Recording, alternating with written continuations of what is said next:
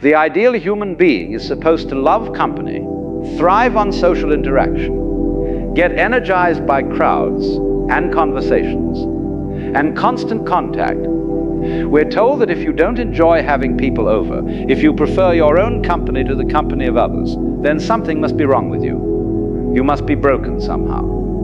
You must need fixing. But here's the delicious irony. The people who feel most uncomfortable with visitors are often the ones who understand something profound about the nature of energy, about the architecture of the self, about the sacred quality of space. They're not running away from life, they're protecting something precious. They're honoring a truth that the constantly social, perpetually available, always entertaining crowd has completely forgotten. Your home is not just four walls and a roof. It's not just a place where you keep your furniture and sleep at night. Your home is you. It's the physical manifestation of your inner world. Every room, every corner, every quiet space is a reflection of some aspect of your psyche. And when someone enters that space, they're not just walking through a door, they're crossing a threshold into your soul itself. Think about it. When you come home after a long day of wearing your social face, playing your various roles, being the employee, the friend, the responsible adult, what is it you're really doing? You're returning to yourself. You're taking off the mask. You're letting down the guard.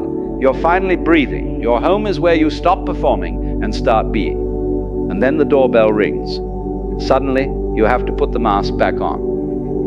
You have to activate what I call the social self, that version of you that knows how to make small talk, how to be pleasant, how to play the gracious host. Even in your own sanctuary, you're forced back into performance mode. Is it any wonder you resist this? Is it surprising that something in you recoils? But let's go deeper.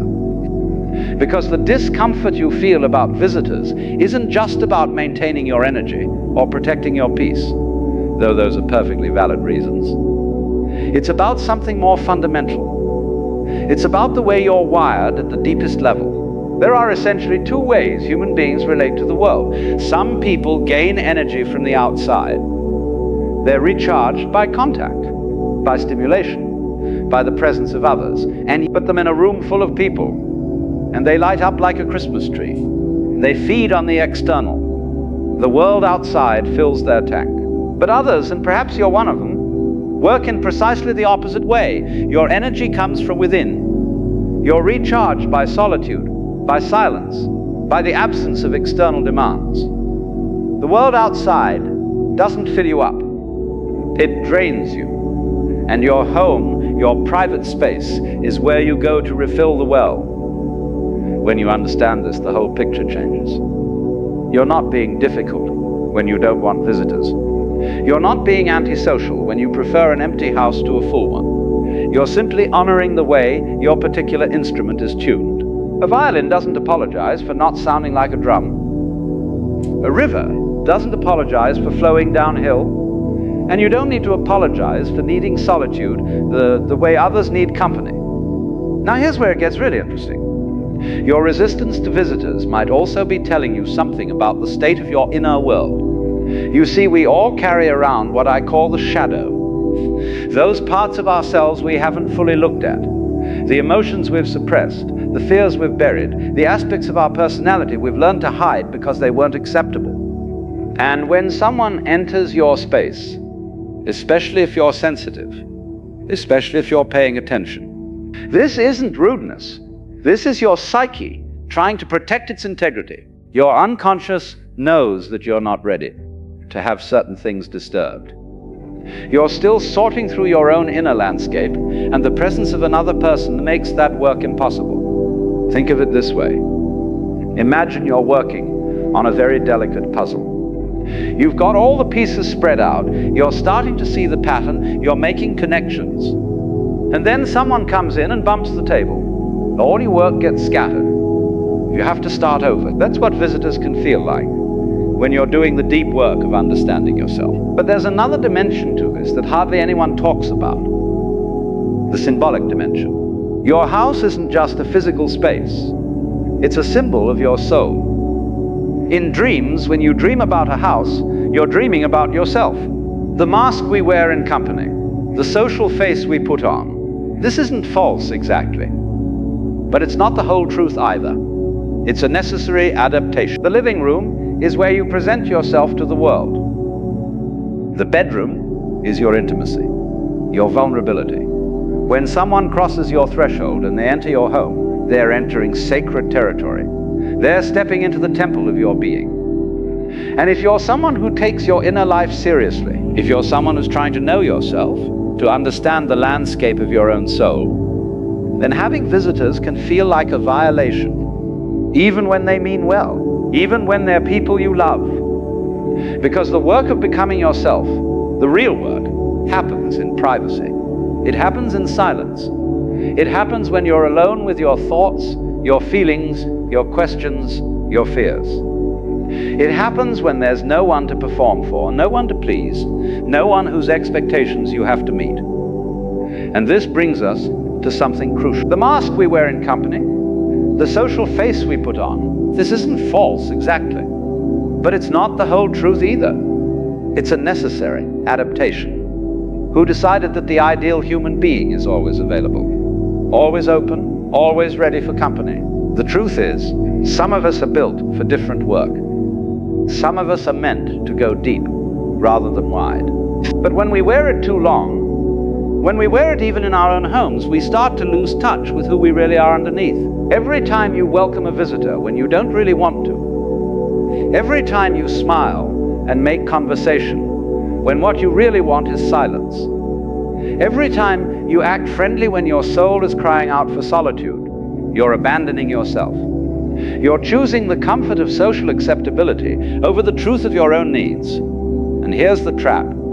You've probably been doing this for so long that you feel guilty for wanting to be alone. You think there's something wrong with you. You think you should enjoy having people over. You should be more hospitable, more welcoming, more social.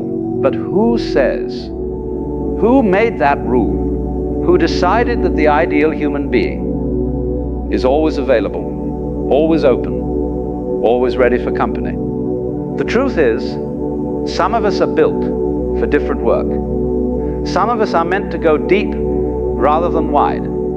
Some of us are meant to know a few people very well rather than many people superficially. Some of us are meant to spend long stretches alone, not because we hate people, but because solitude is where we do our most important work. There's an old archetype, an ancient pattern that appears in stories and myths across every culture: the hermit, the wise person who lives alone, who retreats from society, who finds wisdom in solitude. This figure isn't a failure. This figure isn't someone who couldn't make it in the world of people. You see, we live in a time when people are drowning in constant stimulation. Everyone is always available, always connected, always responding to the demands of others. The phone rings, the messages pile up, the obligations multiply. That part of you that doesn't want visitors isn't being difficult. It's answering an ancient call. It's following a path that leads inward rather than outward. It's listening to a voice that says, be still, be quiet, be alone. Because only in that stillness can you hear what your own soul is trying to tell you. Now, I'm not suggesting you become a complete recluse. I'm not saying you should cut yourself off from all human contact and live in a cave. Balance is necessary. Connection is beautiful. Relationships matter. But what I am saying is this: your need for solitude is not a problem to be fixed. Your resistance to visitors is not a character flaw. Your desire to protect your space is not selfishness. It's wisdom. You see, we live in a time when people are drowning in constant stimulation. Everyone is always available, always connected, always responding to the demands of others. The phone rings, the messages pile up, the obligations multiply. And people wonder why they feel exhausted, scattered, lost. They've forgotten how to be alone with themselves. They've forgotten that the soul needs silence the way the body needs sleep. When you feel that resistance to having visitors, when you want to keep your door closed, when you prefer an evening alone to an evening of entertaining, you're not rejecting life, you're honoring it.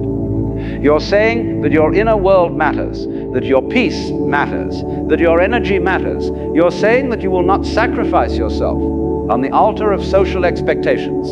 And this is an act of courage. Because the world will tell you you're wrong, your family will tell you you're being difficult, your friends will say you're antisocial. But deep down, in that place where you're completely honest with yourself, you know the truth. You know that when you're alone, you're more yourself than you ever are in company. You know that silence feels like coming home. You know that solitude is not emptiness, but full. The people who drain you with their visits, who exhaust you with their presence, who make you feel like you have to perform even in your own home, they're not bad people. They're simply living according to a different rhythm. Their instrument is tuned differently. They need what you don't need. They thrive on what depletes you. And that's fine. Let them have their parties, their constant companionship, their busy social lives. But you have permission to choose differently. You have permission to say no. You have permission to protect your solitude like the treasure it is. Because here's what nobody tells you.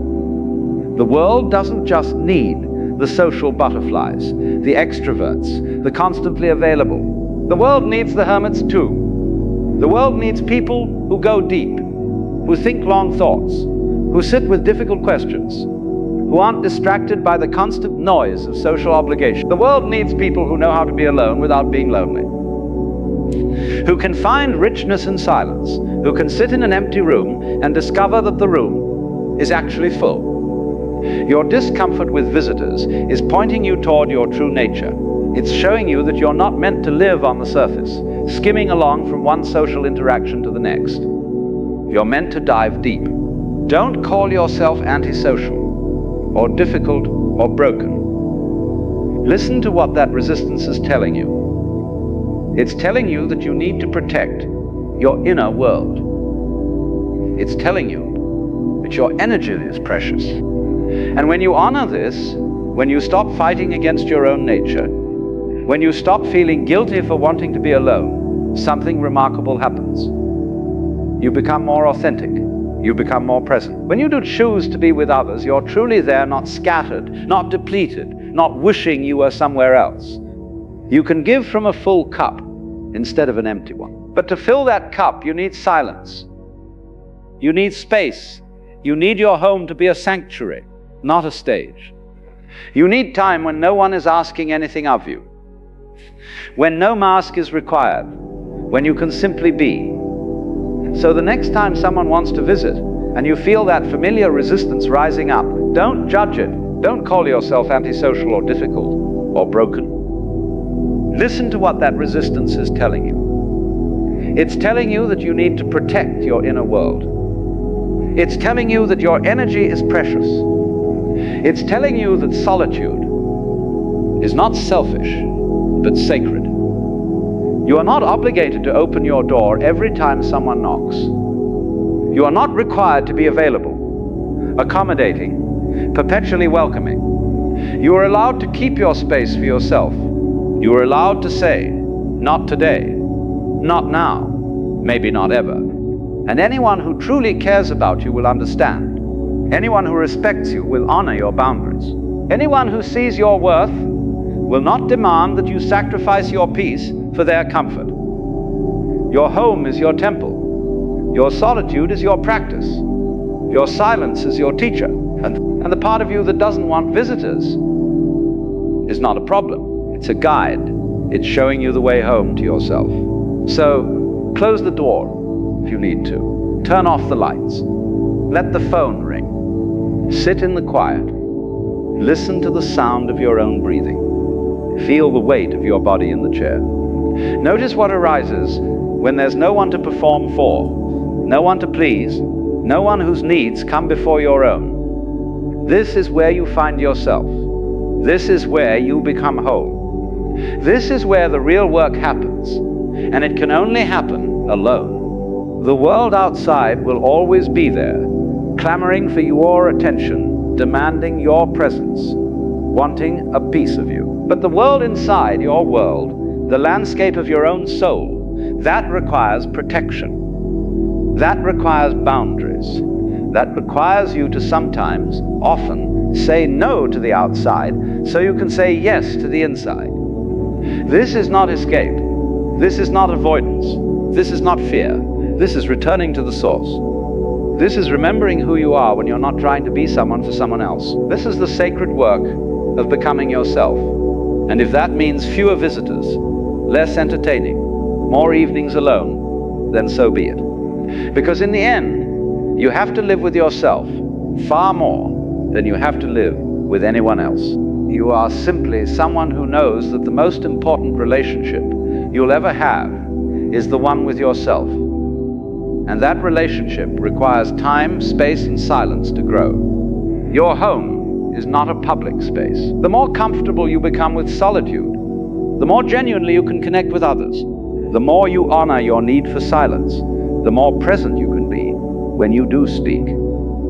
So the next time you feel that tightness when the doorbell rings, that resistance when someone wants to visit, don't apologize, don't explain, don't justify. Simply honor what you know to be true. You're showing up as you truly are, full, grounded, clear, and that kind of presence is rare. That kind of authenticity is precious. So trust the part of you that doesn't want visitors. Trust the wisdom of your resistance. Trust that your need for solitude is pointing you towards something essential about who you are and what you need to thrive.